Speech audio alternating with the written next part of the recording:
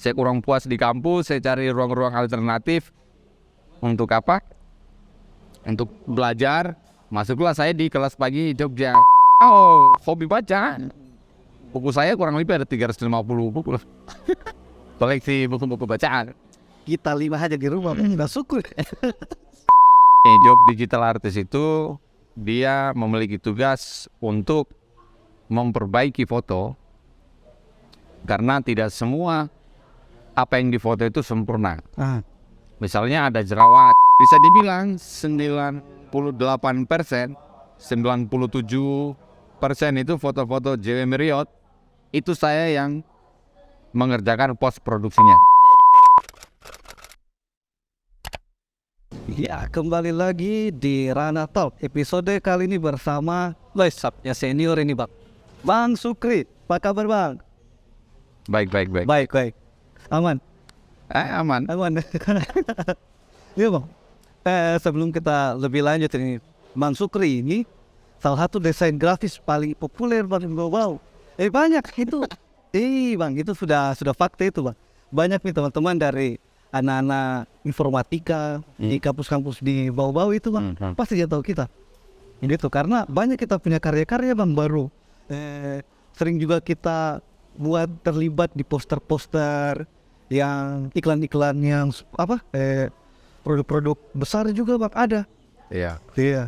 Nah, mungkin biar lebih enak, Bang, mungkin kita bisa kita kasih tahu dulu di penonton mungkin, Bang, jenjang pendidikannya kita, Bang. Iya, jadi Santai, Bang. dulu itu saya sekolah tahun 99 itu SMP. Di sini SMP. Iya, ini kita mulai dari bawah nih. Itu saya sekolah musik di Yamaha Music School, Makassar. Ya. Dia musik school itu. Yamaha Musik Indonesia. Iya. Jadi saya sekolah di situ. Cukup lama, kurang lebih ada 9 tahun saya sekolah musik. 9 tahun, Bang? Iya, 9 tahun sekolah ini, ambil drum. Nah, di sela-sela saya sekolah musik itu, kalau pergi di mana? Di sekolah musik itu kan naik angkot, naik PT-PT. Kalau di sana toh di Makassar, naik PT-PT. Jadi saya tuh suka lihat papan-papan iklan. Suka lihat papan iklan, ya terpikir situ. Saya pikir-pikir ini bagaimana bikinnya nih gambar-gambar begini. Nah, di situ tuh saya mulai ada tertarik dengan desain grafis. Ya, setelah itu cari-cari teman lah yang bisa untuk mengajarkan aplikasi desain grafis itu kayak Corel, Photoshop. Tahun berapa ini, Bang? Itu mulai belajar itu tahun 2000. Tahun 2000 sudah ada Photoshop berarti? Sudah ada, tapi masih itu Photoshop. Belum ada versinya, masih Photoshop tuh. Yang masih gambar bulu ayam apa itu. Nah, tidak lama saya suka motret itu di situ, tapi kamera pocket digital. Itu suka foto daun, suka foto-foto rumah orang yang unik-unik gitu. Nah, tidak lama saya kembali ke tahun 2005. Ya, 2002 saya pulang ke mana? Bau-bau pulang ujian paket Batara Guru. Iya. Ujian paket SMP. Saya kembali lagi tuh di Makassar. Terus kembali ke Makassar, mau ujian paket SMA pulang lagi tuh. Gitu. Setelah itu tamat, saya kuliah di Jogja. Belum, masih di Makassar. Masih kuliah di Universitas Negeri Makassar. Ambil seni musik. Iya, di sana sudah ada ya, Bang, di jurusan seni musiknya dari lama. Iya, tapi itu seni pendidikan karena itu UNM kan. Oh iya, berarti itu yang kita masuk itu berarti fokusnya di keguruan ya, Bang? Keguruan dulu. Iya. Saya cuma sampai semester 2 saya keluar. Itu karena saat itu kan tahu sendiri ada senioritas di sana di kampus saya itu cukup kuat, Pak, gitu. Akhirnya saya memutuskan untuk keluar. Saya memilih lanjut di sekolah musik Itu tiba-tiba 2008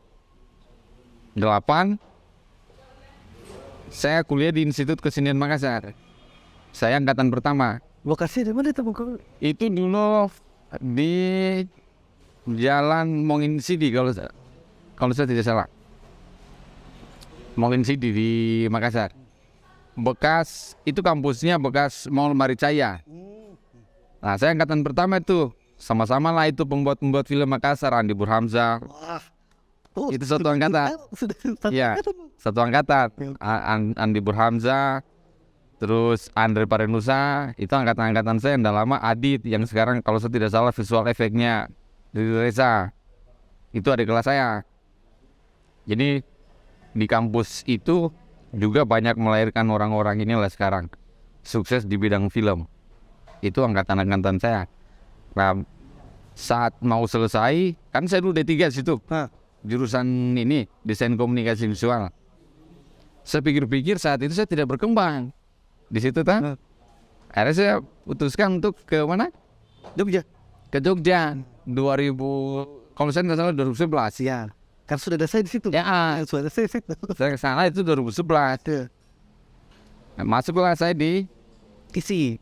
bukan Oh, belum. di ISI, saya kuliah di Jogja di Sekolah Tinggi Seni Rupa dan Desain, Itu di mana lokasinya, Bang? Jalan Taman Siswa. Oh iya, taman siswa. Oke, Pak. Nah, awalnya kan saya mau integrasi toh. Mau dari D3 mau ke S1, cuma saya pikir kayak rugi nih. Ya toh. Ya saya mulai dari awal kuliah dari semester 1. Nah, tidak lama kemudian saya semester 5-4 itu di kampus itu saya kasih kuliah umum. Sudah bisa, Bang? Iya, karena diajak dosen di kampus. Karena kan saya sering adakan diskusi di samping kampus itu. Jadi salah satu dosen selalu lihat kami berdiskusi dan dia selalunya lihat saya yang ngomong bicara terus. Nah, saya tunjuk, Sukri, minggu depan kamu kasih kuliah umum di kampus. Luar biasa. Sampai berapa kali saya kasih kuliah umum. Sering berarti, Bang? Iya, dan siswanya itu angkatanku. Dan ada beberapa mahasiswa lain dari luar toh. Itu tidak lama saya kurang puas di kampus, saya cari ruang-ruang alternatif untuk untuk belajar. Masuklah saya di kelas pagi Jogja. Ya. Itu yang paling ini. Iya, disitulah saya banyak dapat relasi, dapat ilmu, banyak hal yang saya dapat di situ lah. Sehingga saya juga awal karir saya profesi sebagai digital artist itu berawal dari kelas pagi. Nah, di kelas pagi begitu saya tamat di kelas pagi, saya diajak untuk mengajar di situ di kelas pagi sekaligus jadi wakil kepala sekolahnya. Wow, gitu nih. Ternyata ya. Oke, lanjut. Iya, tidak lama dari situ saya kan masih kuliah. Skripsi saya sudah selesai, tidak lama Anton Ismail yang punya kelas pagi itu ajak saya ke Jakarta untuk gantikan editornya, digital artisnya dia. Ya sudah, saya ke Jakarta. Jadi KP kelas pagi Jogja saya tinggalkan, saya ke Jakarta kerja sebagai digital artisnya Anton Ismail saat itu. Selain jadi digital artisnya, saya juga mengajar di kelas pagi Jakarta. Sebenarnya saat itu mau ke Jakarta itu saya tidak ada tujuan mau kerja di Jakarta. Tidak ada panggilan. Tapi karena ada panggilan itu pun juga saat itu ini menurut saya mungkin Anton membutuhkan saat itu editor, karena saat itu kan dia lagi banyak-banyaknya produksi untuk produksi komersial. Makanya saya didesak untuk ke Jakarta. Nah, tapi sebelum saya ke Jakarta saya minta waktu itu 1 bulan. Lama juga, Bang. Untuk berpikir. Iya. Karena saya pikir-pikir kalau saya sudah di Jakarta ini, saya akan kehilangan waktu untuk membaca buku. Oh, berarti hobi baca buku kita, Bang? Dari dulu, Dik? Ya, hobi baca. Buku saya kurang lebih ada 350 buku. Koleksi buku-buku bacaan. Kita 5 aja di rumah, Bang. Udah syukur. Berarti, Bang, awal karirnya kita mulai itu setelah kita di Jakarta itu jadi digital artisnya. Digital artis. Tapi di Jogja saya banyak belajar dari digital artis senior. Salah satunya itu yang banyak kerjakan iklan-iklan gudang garam. Tapi sebelum itu Bang, ini mungkin banyak yang penasaran ini, job digital artis itu sebenarnya apa Bang? Apa yang dikerjakan sama seperti apa teknik pengerjaannya gitu? Wah, thank you. Apa ini Bang?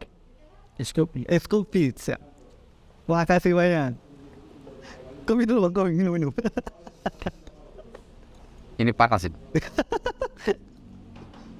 Harus didinginkan dengan asap rokok. Wah, beda lagi nih. Filosofinya lagi nih Bang. Tapi, Bang, sebelum kita bahas dulu digital artis tadi Bang, kita flashback dulu. Kan saya juga ketemunya Bang Sukri dulu gara-gara kumpul-kumpul anak-anak di Jogja Bang tuh. Iya. Di situ dulu saya kira kita ini filsafat Bang. Bang. Karena caranya kita komunikasi, terus kita mapar-maparan itu bagus sekali saya rasa Bang. Makanya dulu saya tidak kepikiran kalau kita itu bergerak di bidang digital artis, waktu tidak pikir sama sekali, tidak ada. Iya. Tiba-tiba kita buka laptop, kita menggambar di situ, lagi Photoshop. Tapi Bang, kita bikin apa itu? Kita nyanyi, saya kerja. Langsung, loh. Oh iya. 2012, 13 kalau saya tidak salah, saya sempat sekolah filsafat di Jogja. Kampus? Itu bukan sekolah formal, tapi semacam sekolah non formal lah. Itu kayak semacam kajian-kajian begitu. Di situ saya kurang lebih 6 bulan. Cepat Bang deh. 6 bulan. Tapi 1 semester lah hitungannya ya. Tapi kami setiap peserta itu di sekolah itu namanya Impulse. Itu kita belajar pemikiran tokoh filsafat. Oke. Nah, kebetulan itu hari dia mau buka kelas filsafat eksistensialisme. Berarti nih Bang. Iya. Itu soal eksistensi manusia lah. Wah iya. Nah ini dulu sampai depan masalah eksistensi manusia. Iya. Jadi hari itu saya masuk situ karena memang saya sebelum sekolah situ saya sudah baca-baca buku filsafat sih Pak.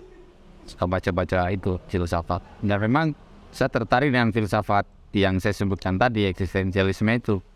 Nah, saya sekolah situ 6 bulan, kami belajar mempelajari pemikiran-pemikirannya para tokoh semacam Nietzsche, Simone de Beauvoir, Jean-Paul Sartre, sama Martin Heidegger. Nah, saya tidak pernah dengar tuh. Iya. Maaf itu. Saya belajar itu karena jujur aja dari pemikir-pemikir itu itu banyak mempengaruhi saya dalam berkarya selama di Jogja. Jadi metode saya itu membaca teks-teks mereka, terus saya interpretasikan dan saya bawa ke ranah visual. Ini dia, makanya jadilah kita ke ranah digital artis itu Bang. Iya. Dari situ. Iya. Tapi ini Bang, kan tadi kita awalnya musik, dari SMP ini musik, terus tiba-tiba hobi baca buku, masuk di filsafat, tiba-tiba digital artis ini Bang. Tapi sebelum kita bahas itu, ini dulu Bang, tolong Bang kita jelaskan dulu ini sebenarnya job digital artis itu seperti apa nih? Begini, job digital artis itu dia memiliki tugas untuk memperbaiki foto karena tidak semua apa yang difoto itu sempurna. Misalnya ada jerawat modelnya misal itu tidak bisa dihandle oleh makeup artist, otomatis jerawat itu masih kelihatan. Apalagi itu untuk iklan-iklan beauty, iklan-iklan kosmetik. Nah, dibutuhkan seorang namanya retoucher. Retoucher. Nah, itu salah satunya. Kedua, untuk mensiasati biaya produksi. Misalnya itu. Ya betul pengaruh juga Bang. Iya, pengaruh. Misalnya begini. mau iklan mobil, Iya. ya tidak perlu lagi mobilnya di shoot, foto shootnya di gunung di mana itu kan biaya produksinya itu mahal. Ya luar biasa. Mau tidak mau fotonya di foto mobilnya di foto di studio. Nah, fungsi digital artist ini yang merekayasa, membuatlah backgroundnya seolah-olah mobil itu sedang ada di Gunung tadi. gunung. Oh iya. Ya macam-macam seperti itu. Itu salah satu fungsi digital artist. Jadi di sisi lain kemampuan yang harus dimiliki seorang digital artist itu bukan hanya kemampuan soal teknis Photoshopnya. Nah, digital artist harus tahu minimal basic fotografi, pencahayaan, komposisi, warna, Segitiga exposure. iya. Iya. Itu harus dimiliki seorang digital artist. Kalau tidak, ya dia asal bikin aja nanti. Misalnya bayangan mataharinya di mana, sumber cahaya main light-nya di mana, shadow-nya jatuh kemana. Jangan sampai matahari di belakang, masa bayangannya jatuh ke belakang? Nggak mungkin. Nah, itu yang perlu dikuasai seorang digital artist. Selain penguasaan teknis di Photoshop. Jadi bang, kayak supaya saya sederhanakan dulu tadi, digital artist itu sebenarnya intinya hanya ini rekayasa supaya itu memperhalus di bang nih. Ya itu memperhalus itu untuk di poster atau itu untuk di platform mana itu mereka berfungsi. Ya macam-macam. Ada kalau di istilah periklanan itu ada above the line, below the line. Nah ini penting ini. Ya, above the line itu media lini bawah itu semacam kalau saya tidak salah itu surat-surat kabar, majalah atau sebenarnya media lini atas itu semacam iklan TV, ya kan? Ya. Tapi panduk itu yang di jalan itu masuk di mana? Below the line. Kalau saya tidak salah ya. Ya. Itu karena istilah dalam periklanan itu. Nah, itu tergantung. Ini nanti medianya mau di apa? Makanya seorang digital artist dia sudah harus tahu ini medianya nanti apa. Makanya di media kerjanya dia sudah menentukan ukuran. Iya kan. Nah, biasa untuk print ad itu misalnya iklan produk, foto produknya di foto, itu nanti dimasukkan di TVC. Biasanya kan kalau ada iklan produk di TVC itu ada iklan produknya kan? Iya. Itu gambar, itu foto still, foto diam, bukan gerak. Kalaupun dia gerak itu nanti dari seorang editor videonya yang gerakan. Tapi pada dasarnya itu still image. Hasil image. Nah ini mungkin yang paling supaya teman-teman juga tidak salah paham. Digital editing itu bukan video bang. Digital artist itu bukan video. Bukan. Iya, tapi dia image. Image. Nah, mainnya itu di image. Di dua dimensi. Di dua dimensi. Foto.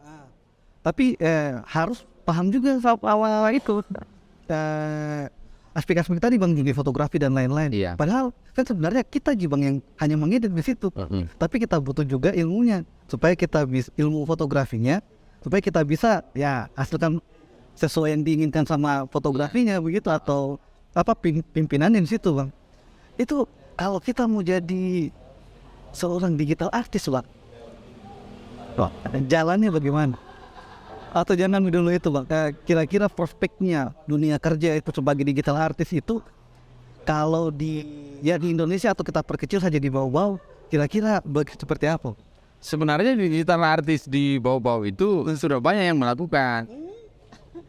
Misalnya mengkompos, ada poster-poster, ya kan, dia bikin poster, bikin apa dengan gabungan image. Iya toh? Atau foto-foto caleg. Yang paling sederhana itu. Sederhana, foto-foto caleg itu. Ya tidak mungkin fotonya seorang caleg ditampilkan apa adanya. Ya. Pasti jerawatnya dihilangkan, Mbak. Itu dihilangkan jerawatnya. Terus mukanya mungkin kalau terlalu gemuk ditiruskan lagi sedikit. Nah, tapi yang saya lihat memang proses pengerjaannya belum se-effort itu, belum pada tahap itu, hanya pada sampai menghilangkan aja jerawat, mencerahkan gambar. Kadang-kadang tidak diperhatikan itu, kadang giginya orang kuning tidak diperhatikan tuh. Kadang kalau saya perhatikan, wah ini Iya, betul. toucher ini kurang teliti. Iya. Seperti itu. Sudah dilakukan, cuman bedanya dengan komersial untuk nasional, Iya. itu kerjanya lebih detail. Baru banyak tahapannya bang. Banyak tahapan, kita melalui proses brief. Awalnya itu ada brief, ada PPM, dan ini saya tidak harus jelaskan juga. Iya. Ada PPM, itu pre-production, Wow. sebelum produksi lah, atau sebelum produksi. Jadi saya pernah melakukan PPM dulu itu di perusahaan susu di Jakarta, itu susu Novamilk. Jadi yang untuk di SG kalau kita masuk Indomaret itu banyak susu-susu yang ada di atas. Nah itu salah satu, beberapa itu saya yang kerjakan. Nah, kita PPM situ, kita ceritakan soal teknisnya nanti bagaimana dalam post pro setelah produksi itu sama klien. Jadi klien itu minta ke kami, apakah kamu bisa begini, bisa kamu lakukan ini. Nah di situ kita harus tunjukkan ke klien, kalau bisa kita bilang bisa, kalau tidak ya kita harus bilang tidak, supaya bagaimana nanti saat produksi itu sudah diminimalisir kendala-kendala yang mungkin tidak bisa dilakukan oleh digital artist juga. Digital artist itu bukan pesulap. Ya juga bang. Nah kan kadang bilang mungkin kalau di bawah-bawah ini banyak yang bilang kasarnya saja bang. Kasarnya tahu ini bang. Banyak kalau memang di luar dibilangnya digital artist, mungkin kalau di bawah mungkin dibilang tukang edit mungkin bang. Iya, Kayak sebenarnya tidak masalah mau tukang edit, mah kalau saya tidak jadi masalah. Iya, itu kan hanya perfeksinya orang saja. Ya, hanya belum Belum tahu saja. tahu saja. Nah, kalau ini bang mungkin yang paling banyak salah satu pertanyaan juga kan kalau kita bergerak di bidang IT atau di bidang ini, di bidang video dan lain-lain, masalah gaji. Begitu. Apakah ada perbedaan di bawah-bawah dan di luar? Pasti ada bang. Hanya apakah sebesar itu atau seperti apa gitu? Kalau gaji digital artis itu di Jakarta itu di atas UMR. Jauh bang, jauh di atas UMR. Iya, di atas. Jakarta itu UMR berapa? 4 katanya. Nah, itu standar gaji untuk pemula. Iya, di Jakarta itu variatif. Apalagi dia belum punya portofolio. Iya betul. Ya kan? Itu bisa di bawah UMR gajinya.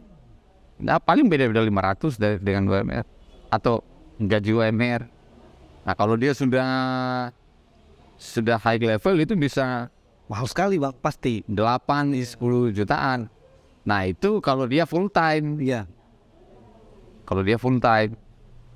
Nah, kalau dia freelance, Per project hitungannya bang. dia hitungannya per project. Iya. Itu bisa 7, Iya.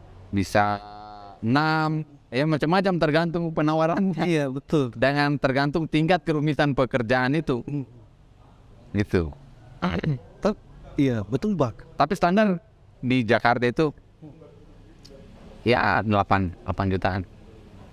Kalau masalah ini jumlah peminat bang, apakah ini jadi seorang digital artis ini itu dibutuhkan di dunia pekerjaan sekarang atau masih belum terlalu bang? Kalau menurut kita bang, Sebenarnya itu dibutuhkan, sangat dibutuhkan. sangat dibutuhkan.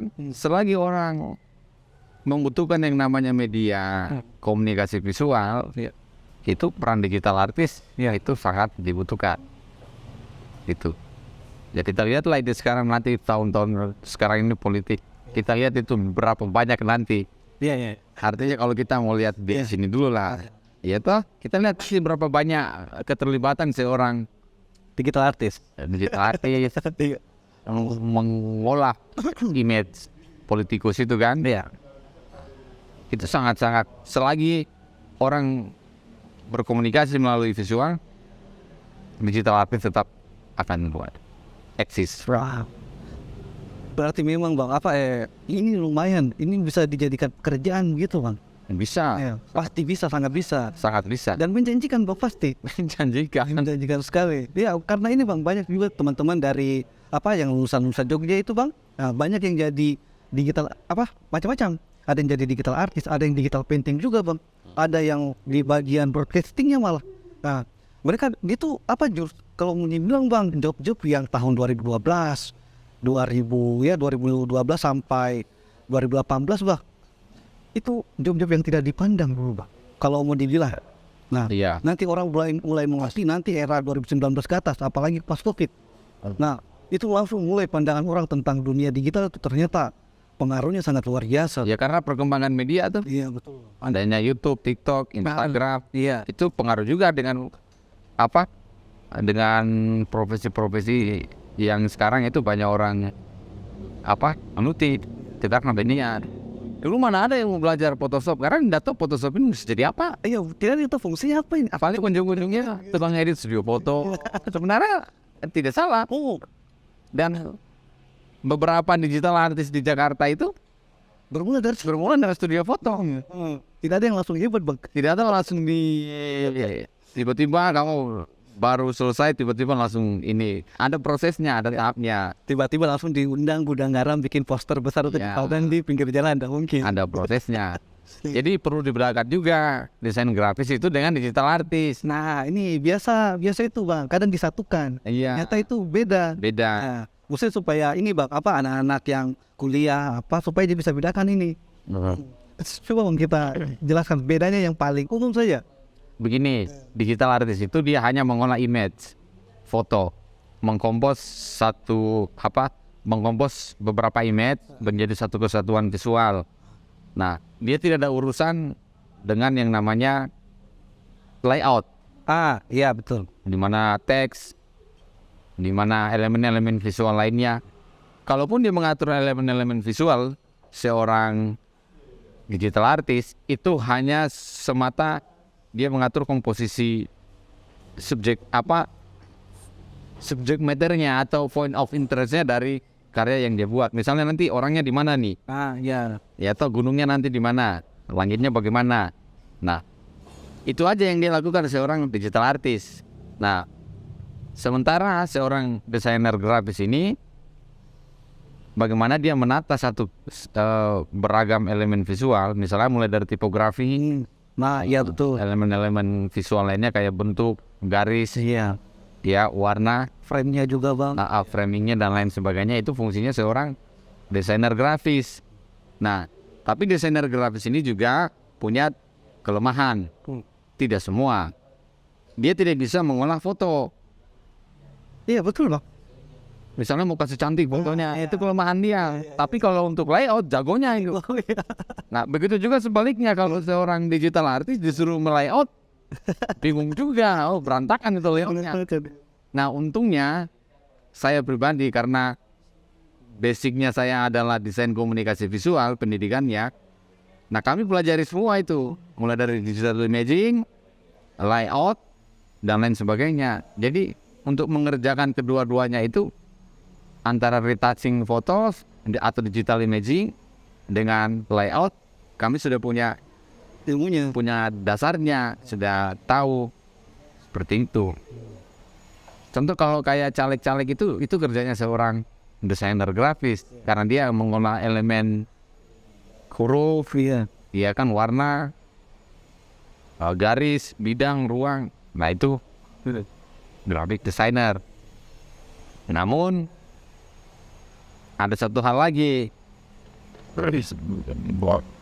seorang desainer grafis itu bukan ujuk-ujuk karena dia jago menggunakan aplikasi desain grafis, Corel, Photoshop, Iya. Illustrator dan lain sebagainya, lantas dia seorang desainer grafis. Tidak begitu konsep desain grafis. Nah iya betul bang. Hah? Iya betul. Desainer grafis itu seorang yang memiliki kemampuan untuk memecahkan persoalan komunikasi visual. Ini bang terjawab. Seperti itu. Bukan, bikinkan saya ini. Oh sini, saya bikinkan. Tidak begitu. Iya itu. Akhirnya dia bingung itu. Ketika dia memilih font, bingung berlama-lama di depan monitor. Iya. Font apa yang bagus ini? Saya yakin orang kalau bikin desainer grafis itu paling lama itu di soal pilih font sama mau layout. Iya. Dia berlama-lama, ini kurang bagus ya. Iya. Nah kalau dia mengkonsep di awal, dia sudah tentukan, oh ini hurufnya script atau sans serif, Iya. atau linotype atau macam-macam lah, begitu banyak jenis font size, Font, ya? well, font style. Font style dan sebagainya itu. Nah, kalau dia mau konsep di awal, dia sudah akan tahu mau pakai jenis font apa, warnanya, background fotonya nanti warna apa. Nah, jadi seorang desainer grafis itu membutuhkan data, bukan hanya lisan nih. Bikinkan saya, misalnya anggaplah yang paling banyak di sini tuh poster-poster caleg. Oh, iya. Woi, bikinkan posternya si IA, Iya. mana fotonya? Ah, Nah, pertama itu dia minta foto sama kata-kata. iya. Gelar. Iya tahu, gelar. Setelah itu dia bingung itu. Setelah dapat dua data itu bingung. Dong bikin apa nih? Iya toh? Otak-atik lah sampai 1 hari 1 malam. Iya toh? Iya, betul. Nah, kalau dia punya konsep di awal, dia sudah tahu. Iya. Cepat. Makanya jangan buru-buru proses desainer grafis itu bukan kerja yang terburu-buru. Itu kerja yang membutuhkan waktu sampai final artwork. Nah, ini Bang, kebetulan Bang, kita bahas ini juga tuh. Nah, kan ini sudah ditahu kalau Saya ganti posisi dulu. oke, siap. Anda yang foto-foto tadi, Bang. Nah, ini apa?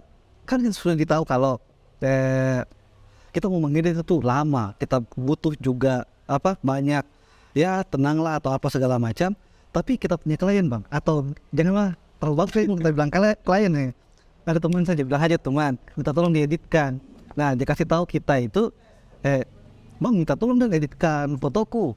Oh ya oke, kirimkan saya fotonya sama datanya. Oke, 1 jam kemudian sudah tanya Bang, sudah jadi? Sudah jadi? Iya. Itu bagaimana Bang? Kalau kita pernah dapat yang ibu seperti itu tidak? Sampai saat ini masih sering saya dapat, dan itu masih banyak, dan itu tidak bisa punah itu. Mustahil Bang. Iya, dan itu tidak akan punah kecuali kalau masyarakat kita sudah teredukasi. Itu Nah, tapi yang begitu-begitu ya tergantung tempatnya lah, iya kan. Tapi sebaiknya seorang desainer grafis itu belajar soal-soal bagaimana dia memecahkan suatu masalah komunikasi visual. Jangan ujuk-ujuk bikinkan saya 1 jam jadi ya. Iya. Nah, itu namanya bukan desainer grafis, itu operator komputer. Kasih masuk coba-coba saja. Iya, akhirnya dia bingung tuh cari stock image di mana, Astaga. di Freepik, Iya. Unpad. Yang free-free Bang. Iya. Desainer grafis pasti tahu di print ini, tidak mungkin tidak. Saya juga sampai saat ini saya masih dapat itu yang kayak begitu. Iya. Tapi saya kerjakan aja. Ya.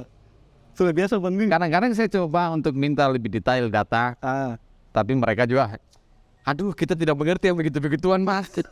Kerjakan saja ya sudah. Tapi kita kerjakan juga sebaik mungkin. Iya, betul. Jangan juga misalnya karena itu terburu-buru kita kerjakan asal-asalan, tidak. Karena misalnya kayak saya, apalagi yang punya background pendidikan itu, ya malu juga lah kalau kita mau kasih orang apa adanya lah. Setidaknya kalau misalnya itu untuk foto caleg ketahuan, oh ini dibikin sama yang sudah pengalaman, oh yang ini amatir ini yang bikin. Saya dulu pernah dikasih foto caleg itu bajunya, wih, Apa itu? Maksudnya bagaimana itu Bang? kusut. Sebenarnya fotografernya nih kurang jeli nih, yang foto nih. Bukan fotografer yang foto kayaknya. Artinya kalau dia tidak punya itu dia kalau di pemotretan komersial itu kan ada stylist, Ya. ada hair stylist. Iya. Kalau dipakai makeup artist. ada makeup artist. Kayaknya ini fashion stylenya ini kurang kurang perhatikan dan mungkin tidak ada. Akhirnya mau tidak mau saya rapikan itu baju, disetrika ulang di Photoshop toh, dirapikan. Iya. Nah, kalau orang yang tidak mau pikir itu, dia biarkan aja itu pakaian yang kusut-kusut itu naik di baliho. Iya. Wah, itu pasti jadi bahan bicaranya orang lain. Iya. Tapi Bang, banyak juga ini, ya di bawah-bawah sih Bang, banyak soalnya teman-teman juga yang mengeluh, teman-teman desain grafis di komunitas Bang toh, dia sering dapat kliennya itu dia bilang katanya tolong dieditkan kayak tadi, sama dikasih budget sekian lah. Nah, tiba-tiba sudah confirm semua data dan bahan-bahannya sudah dikonfirm semua, dia mengedit lah. Nah, setelah dia mengedit, terus dia bilang, sudah jadi belum? Kayak begitu, ini paling sering terjadi di bawah-bawah soalnya. Dia bilang, sudah jadi belum? Dia bilang, minta maaf Bang, begitu minta maaf Bang, ini masih kita kerjakan ini, mungkin sekitar besok atau lusa aja jadi. Langsung kliennya bilang, lamanya juga Dan. Masa cuma bikinnya saja kok tidak bisa? Ya, Itu kan bahasa-bahasa begitu. harusnya ketika ada kerjaan kita harus komunikasi. Ini mau jadinya kapan? Biar ada deal-dealan waktu di situ. Ya toh, kalau misalnya dia minta cepat, ya ukur dengan kapasitas kamu. Apakah kamu bisa kerja cepat? Ya kayak saya misal kerja komersial itu di sana kerjakan iklan mobil, iklan motor. Ya tuh semacam Yamaha. Ya kami tuh ditanya, Mas Sukri, ini ada kerjaan, mau tidak? Oke, kerjaan apa? Otomotif, motor. Saya tanya deadline-nya kapan? Karena deadline ini menentukan juga dengan kerjaan-kerjaan kita sebelumnya. Misalnya 3 hari, ada berapa layout, berapa motor, misal ada 3 hari baru bisa. Ditanya tuh 3 hari bisa. Ya kita ukur dengan tingkat kecepatan kita bekerja. Apalagi misalnya kalau orang yang belum pernah kerja otomotif, tiba-tiba dia terima deadline yang begitu mepet, bisa hancur dia. Juga Bang, betul juga Bang. Iya. Bisa satu motor dia kerja 2 hari 3 hari. Nah saat itu saya bilang kalau 3 hari saya bisa, berarti satu motor 1 hari. 1 hari ya. Jadi saya kerja itu dari pagi review dulu jam sebelum makan, setelah makan siang. Habis itu sore review lagi. Preview ke kliennya, Ke kantor dulu. ke kantor. Kantor preview dulu. Kalau sudah layak dikirim ke klien, baru dikirim ke klien. Kalau belum layak, ada revisi dari kantor, ya kita revisi dulu. Seperti itu. Iya. Jadi setiap pekerjaan kita harus ukur dengan kita punya kemampuan. Jangan berani-berani ambil pekerjaan yang belum pernah kamu kerja, tiba-tiba kamu didesak untuk selesaikan secepat mungkin. Tapi kan ada juga Bang, memang sudah deal. Mereka ini sudah deal waktu juga. Tapi klien ini kayak bilangnya tiba-tiba gitu. Betul untuk ini gitu. Oh, kalau saya kasih orang lain ya sudah, kalau mau cepat kasih orang lain. Nah, kayaknya bagus nih. Ya maksudnya trik-triknya Bang. Saya pernah begitu. Kita sudah dealan waktu, Ya. tiba-tiba dia butuh hari ini. Kan masih ada 2 hari. Ya. Soalnya begini, kalau begitu kasih orang lain aja. Ya, masalah-masalah kayak begitu Bang yang paling ini. Karena kalau kita kerja terburu-buru, kita tidak akan memberikan hasil yang Maksimal, pasti Bang. Iya. dan itu akan banyak revisinya lagi nanti. Makan itu juga Bang. Makan waktu, Iya. buang-buang listrik. Ya kan, Kalau dibayar. super kalau dibayar hari itu juga. Nah, itu juga Bang. Kadang-kadang itu tunggu ya cair dulu gitu. Iya, pasti itu begitu. Bang. Berarti Bang, ini kalau secara gambaran umumnya saja berarti digital artist itu dia fokusnya di modelnya Bang. Di pengolahan image. Iya, di pengolahan image-nya. Nah, sementara kalau apa tadi satunya? Desain grafis. Desain grafis dia di layout kebanyakan. Iya, kebanyakan layout. Dia nggak fokus lagi di image-nya lagi dia. Nah, kadang-kadang mereka ini kerjasama antara digital artist dengan Dengan desain grafisnya. saya kasih contoh misal, saya hanya mengerjakan mobilnya. Iya. Desainer grafisnya itu ada yang menata letak font-fontnya di brosur, itu kerjanya desainer grafis. Nah, saya cuma mengedit mobilnya. Setelah itu approve, kirim ke klien ke agensi. Agensinya serahkan ke graphic desainernya. Kalau bukan graphic desainernya agensi, itu klien. Nah, mereka lah yang tata itu fontnya di mana, detail keterangan-keterangan fitur-fitur mobil. Iya. Jadi tidak kerja sendiri. Coba desainer grafis yang mau kerja itu semua bisa mampus. Gila juga Bang. Berarti Bang kalau yang kayak proyek-proyek besar itu kayak Jarum misalnya, Campuran dan lain-lain, itu berarti supaya dia jadi satu itu tidak cuma satu orang itu Bang yang bikin itu desain itu. Nah begini. Iya. Nah supaya kita paham semua ini. Iya. Kadang dibilang jatuh karena banyak kok bisa bikin kayak foto itu nanya bicara nih. Kalau di digital artist itu misalnya untuk iklan, anggaplah mobil. Iya. Karena saya itu kan banyak kerja mobil. Otomotif kita Bang. Otomotif. Iya. Jadi itu teks sama apa dan lain sebagainya, itu elemen-elemen visual lainnya itu kami dikirimkan oleh agensi. Hah. Nah, karena layout itu sudah sebenarnya begini, layout iklan itu sudah dikerjakan oleh agensi, Oh. bukan digital artist yang membuat layout, Ah, ya ya ya. bukan. Jadi digital artist ini eksekutor dengan keahliannya dia memanipulasi image.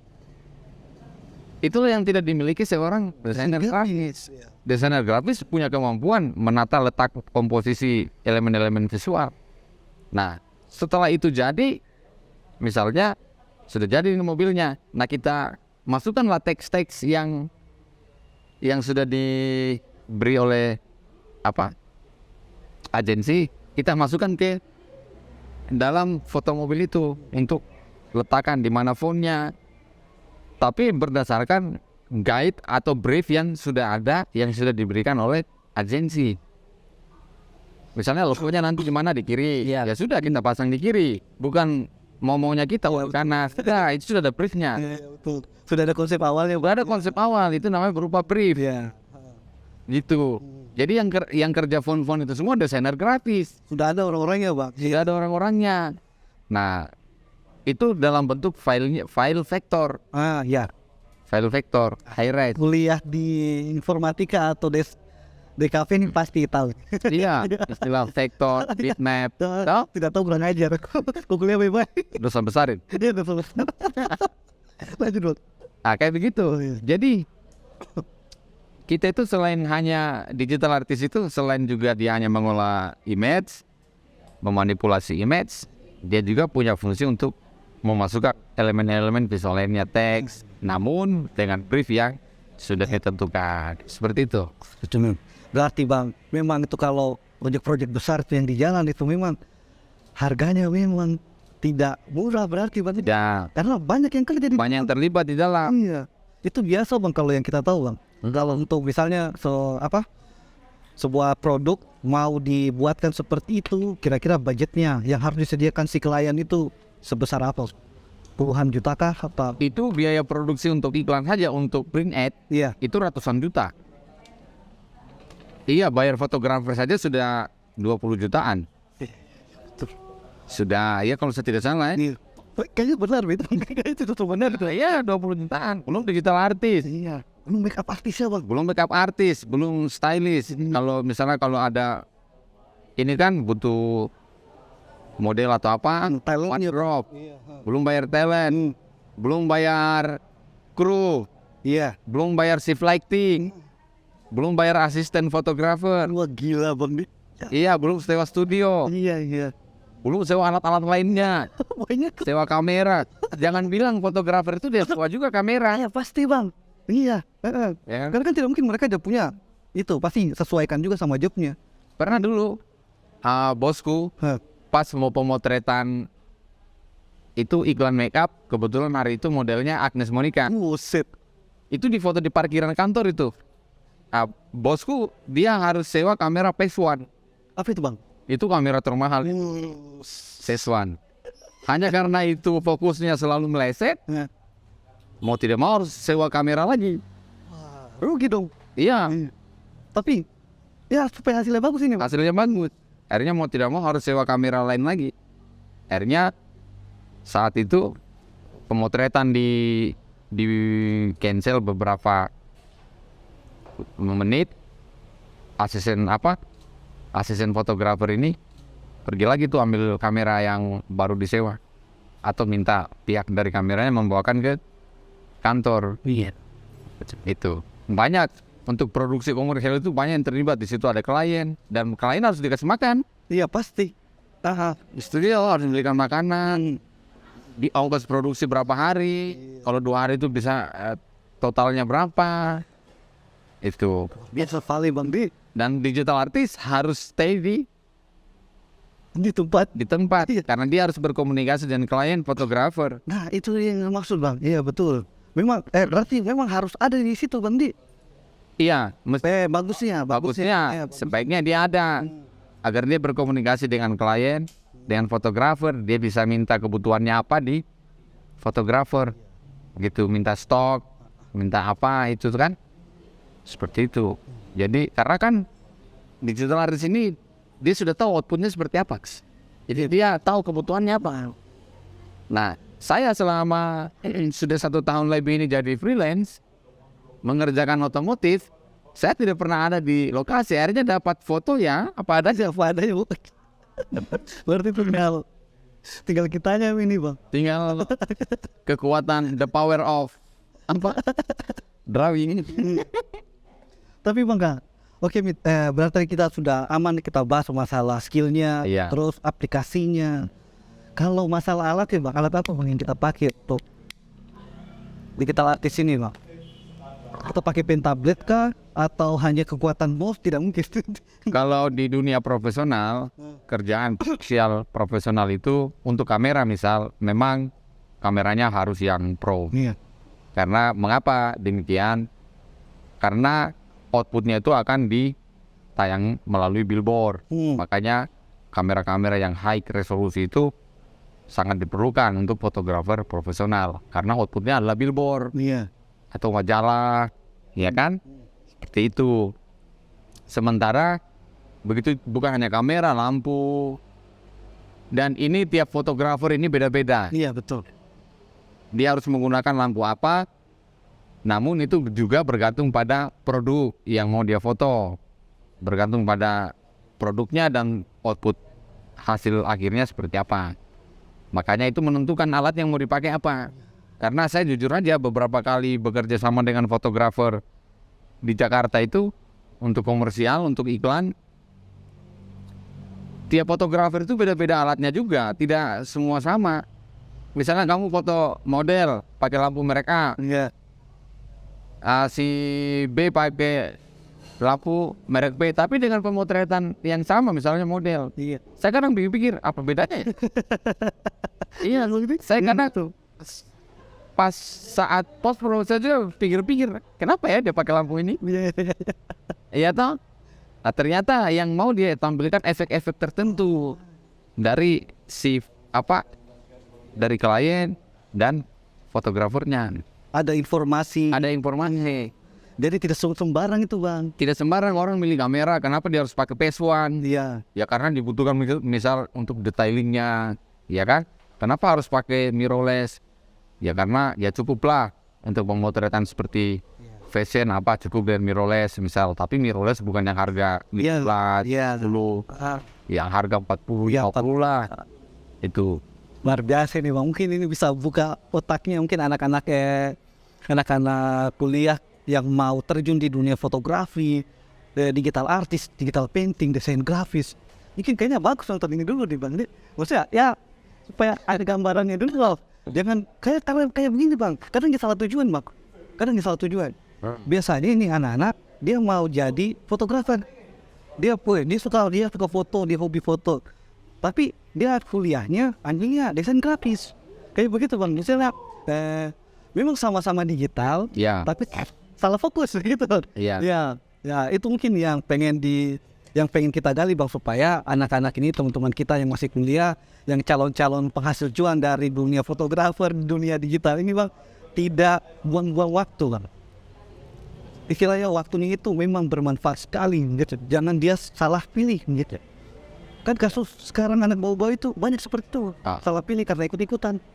Sama halnya saya dulu soal salah pilih itu toh. Waktu saya kuliah desain komunikasi visual itu.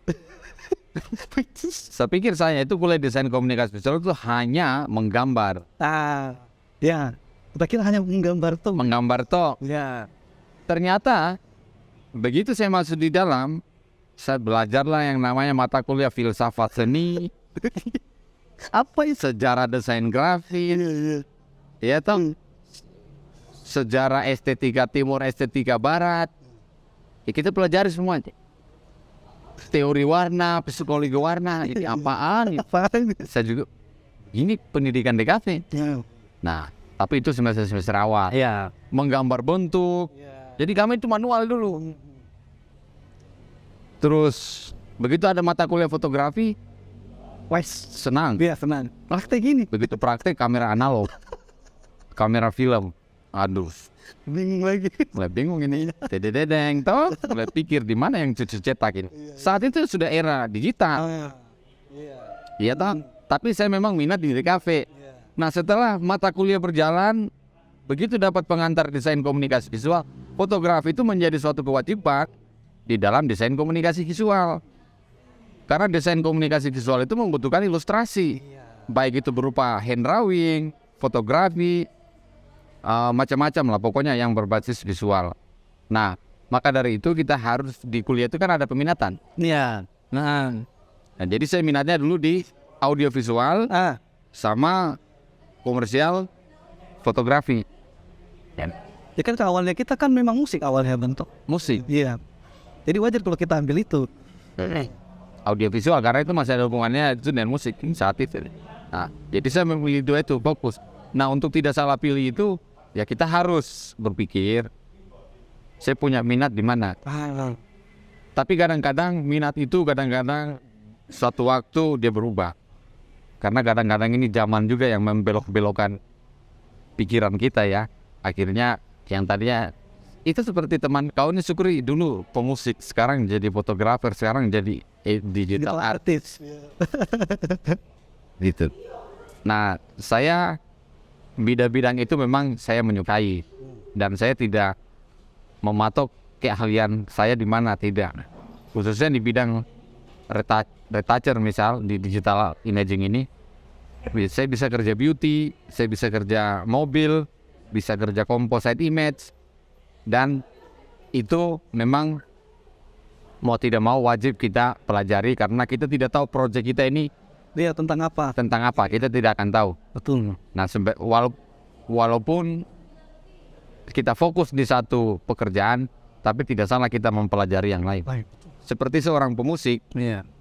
apalagi dia mau menjadi seorang session player, kewajiban dia untuk mempelajari beragam genre musik. Karena dia tidak akan tahu besok dia harus main dangdut, main pop, main apa, walaupun dia punya ideal tentang musik atau idealismenya dia tentang bermusik.